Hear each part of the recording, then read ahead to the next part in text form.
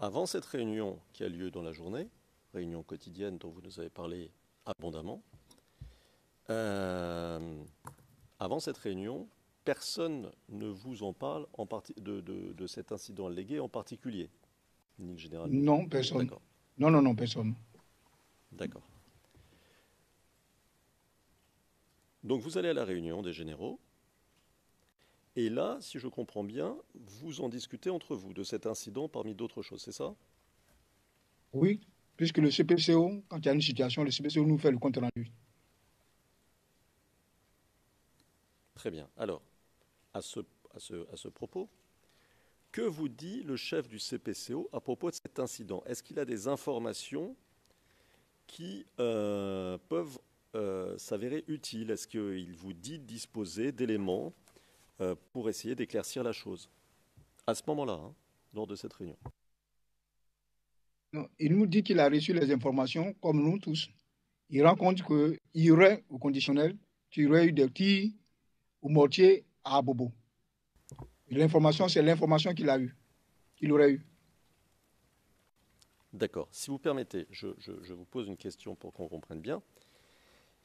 Vous dites, il nous dit qu'il a reçu l'information comme nous tous. Est-ce que vous voulez dire par là qu'il vous dit n'avoir pas d'éléments, sinon ceux qui sont dans la presse? Est-ce que c'est ça que vous voulez dire?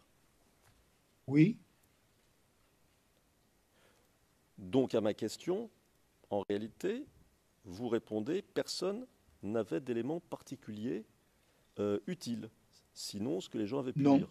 C'est ça? non, non, non, non. Personne n'avait d'éléments particuliers utiles. D'accord.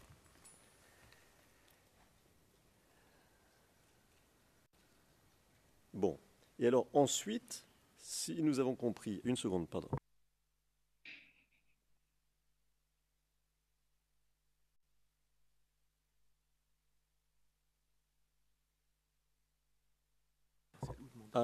Alors, très juste. Vous nous avez parlé. Alors, Monsieur le Président, est-ce qu'on peut passer une seconde à huis clos partiel?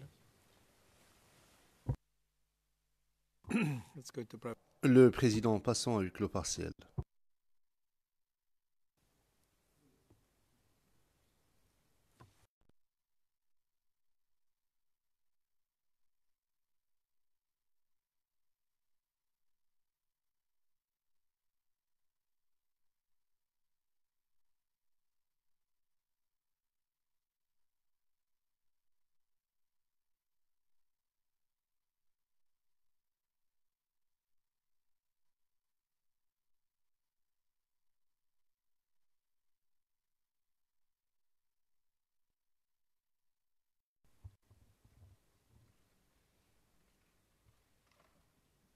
We're back in open session. La greffière d'audience, nous sommes à nouveau en audience publique. Le président Maître Altit.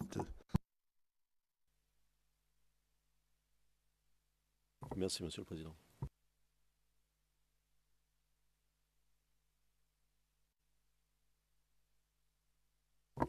Alors, monsieur, ensuite, vous avez vous-même posé des questions pour tenter d'en savoir plus. Mais vous nous avez précisé, et c'était très clair, qu'une enquête en bonne et due forme n'était pas de votre compétence. C'est bien cela. Oui, maître. Bon. Alors, de ces interrogatoires auxquels vous avez soumis vos subordonnés, vous êtes arrivé à la conclusion, et j'essaie de bien comprendre, hein, parce que c'est important pour nous, vous êtes arrivé à la conclusion que, il n'y avait pas eu de tir provenant du camp Komodo. Est-ce que c'est correct? C'est correct. D'accord.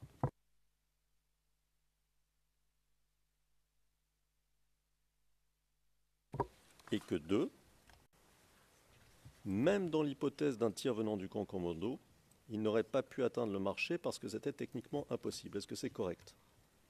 C'est correct. Parce que le mortier de 60 va à 1200 mètres. La distance qui sépare le marché du camp commando est de plus de 1500 mètres. Et en face, étant au camp commando, les bâtiments, les immeubles empêcheraient d'un tir de 60 mm atteindre le marché. Alors, peut-être que ça peut se faire sur un immeuble.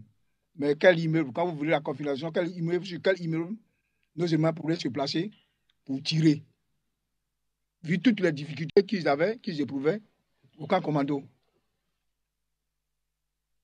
Quand ils sont au camp commando, à ce moment-là, ils sécurisaient seulement leur cantonnement. Et je vais vous dire qu'une nuit, ils ont été attaqués. Le camp a été attaqué également.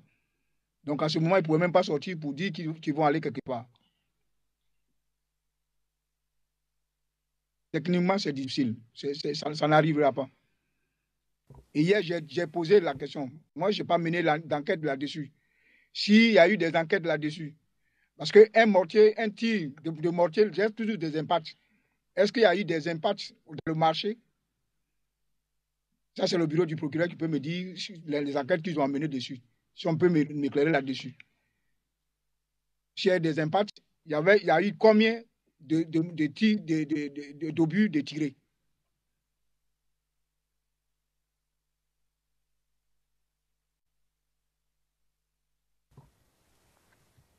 Très bien. Alors, à l'instant, vous avez parlé de sécurisation. Les soldats au camp commando, leur priorité, c'était la sécurisation. Qu'est-ce que vous voulez dire par là? Est-ce que vous voulez dire qu'ils étaient en position défensive et ne menaient pas d'action offensive? Vous l'avez... répondez à la question, puis peut-être on peut rentrer un peu plus dans le détail. Oui, ils étaient en position défensive. Ils étaient en position défensive. Parce qu'ils ne pouvaient pas sortir du camp. Ils ne pouvaient pas sortir du camp.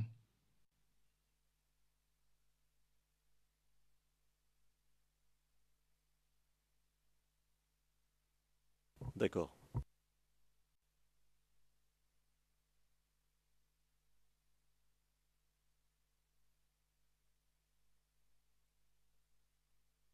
D'accord, monsieur le témoin. Alors, on va passer à un autre thème.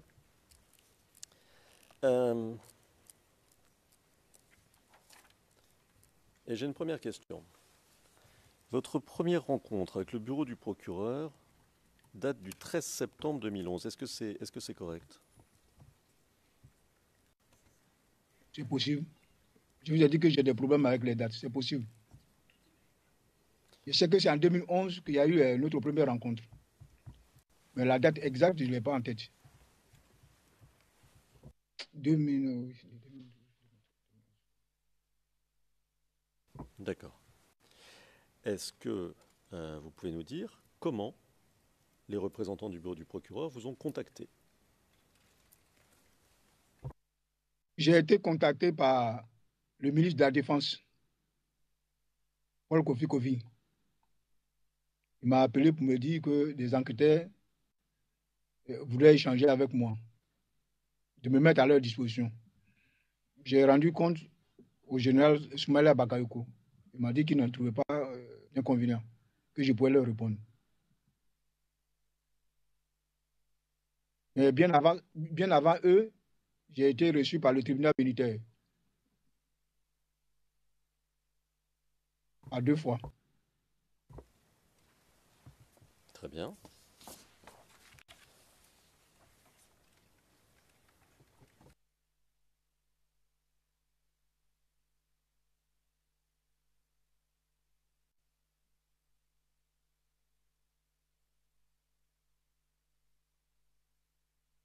Alors, à votre connaissance, y a-t-il eu, après la première rencontre, dont nous parlons à l'instant, y a-t-il eu un échange entre les gens du bureau du procureur et les autorités ivoiriennes à propos de cette première rencontre? C'est-à-dire, à votre connaissance, y a-t-il eu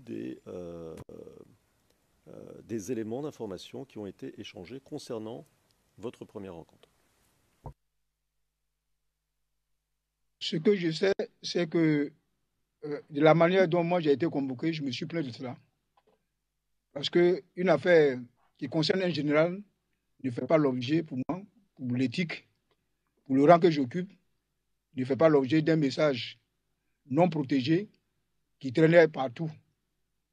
Donc, j'ai demandé au ministre, et dorénavant, je souhaiterais que, si je suis convoqué, que cela se fasse dans la discrétion totale. Maintenant, s'il y a eu des échanges entre les quelques autorités, je ne suis pas au courant. D'accord. Ensuite, vous avez rencontré les enquêteurs à nouveau entre les 11 et 13 octobre 2011. Est-ce que c'est correct? C'est correct. D'accord. Au cours de la première réunion ou de cette seconde réunion dont je parle à l'instant, vous a-t-on fait des promesses pour vous encourager à coopérer avec le bureau du procureur? Non. Si tel est votre pensée, vous m'insultez. Je ne suis pas quelqu'un qu'on corrompt. D'accord. Vous a-t-on dit que vous étiez susceptible d'être poursuivi par la Cour? Non, c'est le contraire. C'est le contraire. Bien au contraire, ils m'ont dit que je devais être protégé.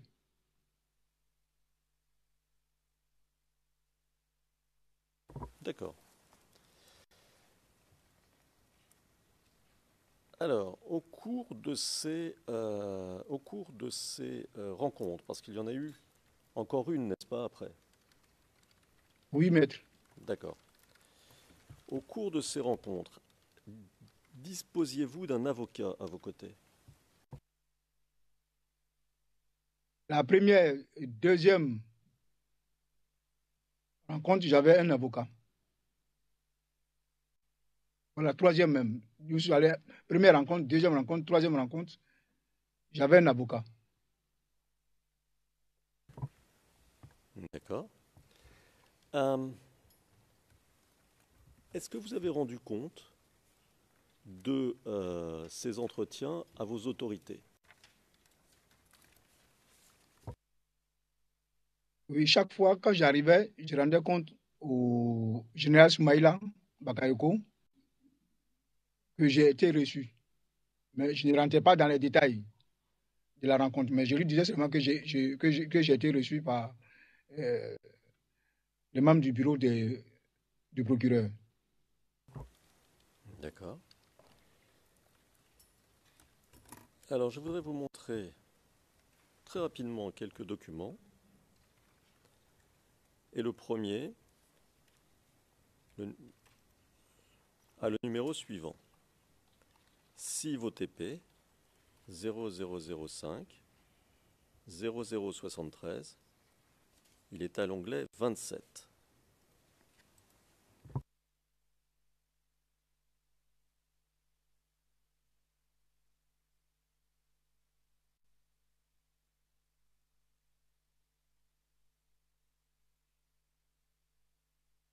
Alors, pardon, Monsieur le Président, c'est un document confidentiel, mais nous pensons que ça peut être montré publiquement. Et on s'en remet à ce que peut en penser l'accusation. Alors, le premier.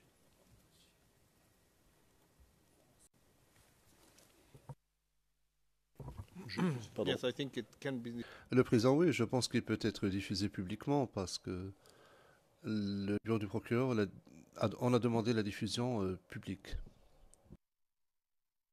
La même chose pour les deux suivants. Mais nous en remettons bien entendu à votre décision.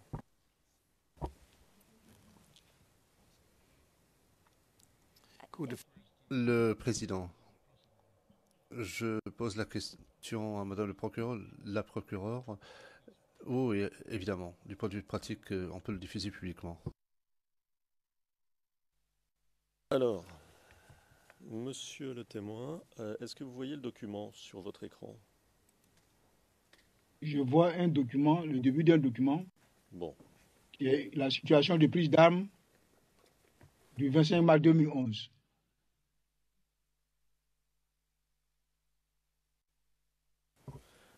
Vous le reconnaissez, c'est celui dont on a parlé tout à l'heure, hein? On est d'accord? Oui, je reconnais. Bon. Et c'est bien celui dont on a parlé tout à l'heure. Tout à fait, maître. D'accord.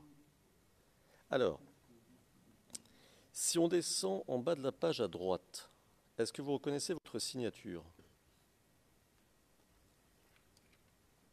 Oui, je reconnais ma signature. Est-ce que c'est vous qui avez mis la date? C'est mon écriture, c'est moi qui ai mis la date. D'accord. Alors, vous voyez, il y a marqué Exhibit 5 en haut à gauche. Il s'agit donc de l'annexe 5 à votre déclaration antérieure de 2011. On est d'accord?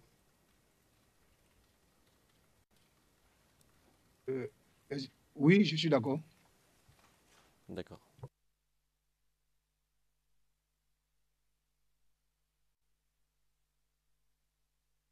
Alors maintenant, nous allons voir un autre document dont le numéro est le suivant. 6 VOTP 0005 0074. Il est à l'onglet 28. Et vous me dites quand vous avez le document sous les yeux. J'ai les documents sous les yeux. D'accord. Alors il s'agit de l'annexe 6, toujours à la même déclaration antérieure de 2011. Est-ce que vous reconnaissez ce document? Je connais ce document. D'accord. Si on descend en bas de la page à droite, vous reconnaissez votre signature? Je reconnais ma signature à la même date du 13 octobre 2011. Donc, est-ce que c'est vous qui avez mis la date? C'est moi qui ai mis la date. D'accord. Alors on va passer à un autre document dont le numéro est le suivant. 6 VOTP 005. Il y a 3 zéros. 6 VOTP 0005 0076 à l'onglet 29. Vous me dites quand vous l'avez sous les yeux, monsieur. Je l'ai sous les yeux. D'accord. Alors, il s'agit de cette fois-ci de la... Same thing, hein? Le président, c'est la même chose. C'est sa signature, c'est la même date. C'est clair. Monsieur le Président, un tout petit peu de patience et vous allez voir où nous allons. No, I am patient. I'm patient. Le président, oui, je suis patient, mais vous posez la même question. Et il s'agit de quelque chose de très clair. Mais encore faut-il le demander aux témoins. Alors, donc c'est l'annexe 7, monsieur. Donc c'est les mêmes questions, en effet, que je vais vous poser. Est-ce que vous reconnaissez le document? Est-ce que c'est vous qui avez signé? Est-ce que c'est vous qui avez mis la date? C'est moi qui ai mis la date. C'est moi qui l'ai signé. Et je reconnais le document. Parfait. Alors je vais vous montrer un dernier document dont le numéro est le suivant. 6 VOTP 0068 0231. Il est à l'onglet numéro 461.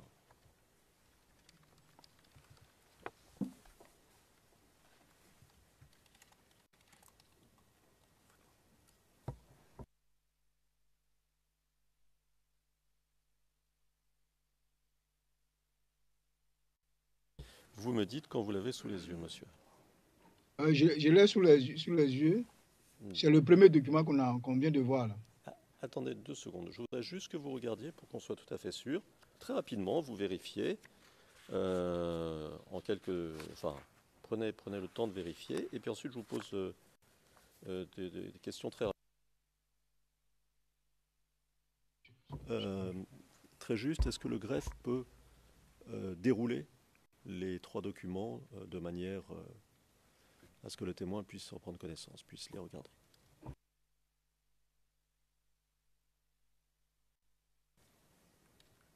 Qu'il puisse voir les pages une par une.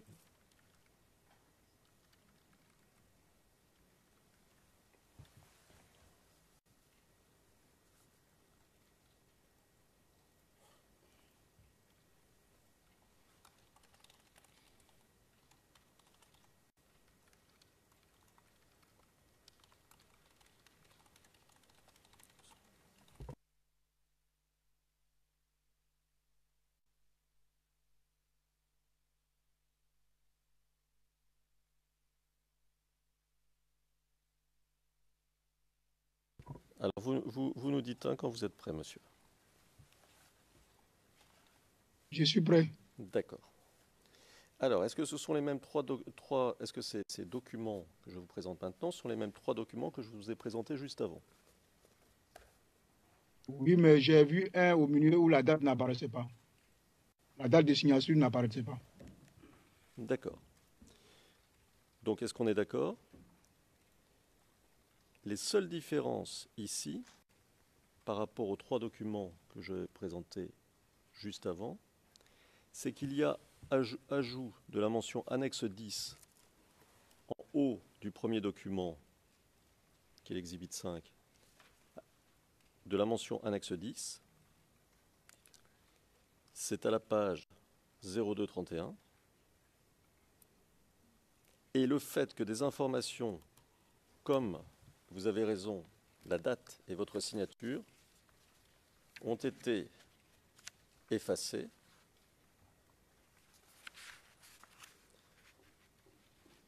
ou expurgées, par exemple à la page 0231, 0232 et 0234. Est-ce qu'on est d'accord, monsieur? Je suis d'accord avec vous. Mais si on va à la page 0233, on voit encore votre signature, n'est-ce pas? Oui, je vois ma signature là, avec la date. Très bien. Alors, je vais demander au président de nous autoriser à aller en huis clos partiel.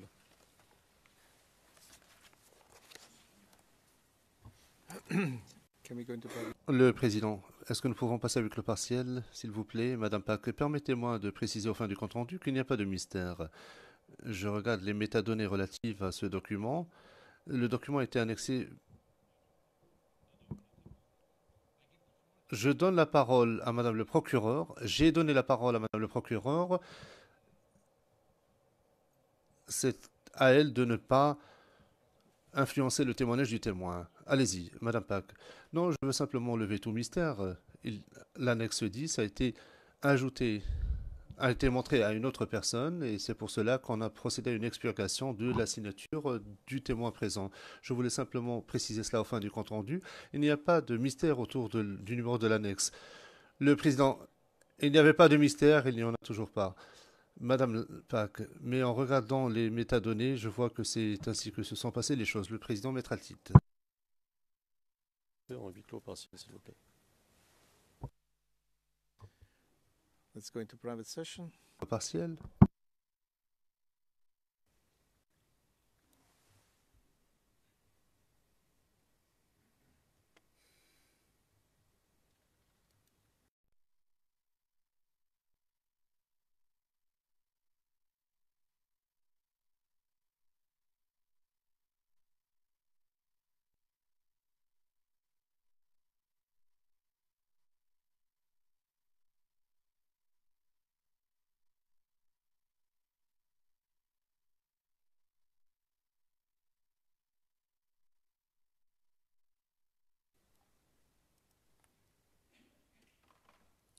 Greffier d'audience, nous sommes à nouveau en audience publique. Le président, très bien, nous sommes en audience publique. Il est midi maintenant, nous allons faire la pause. Donc, qui fait suite au deuxième volet. Nous reviendrons à 12h30 pour le troisième volet de la journée. Je vous pose la question, Maître Altit. Est-ce que vous pensez pouvoir en terminer au troisième volet d'audience? Pas trop m'avancer parce que vous savez qu'il y a toujours des impondérables, mais je pense que nous aurons terminé dans la première demi-heure de la troisième session. In the search. Okay. Très bien. Donc, pendant les 30 premières minutes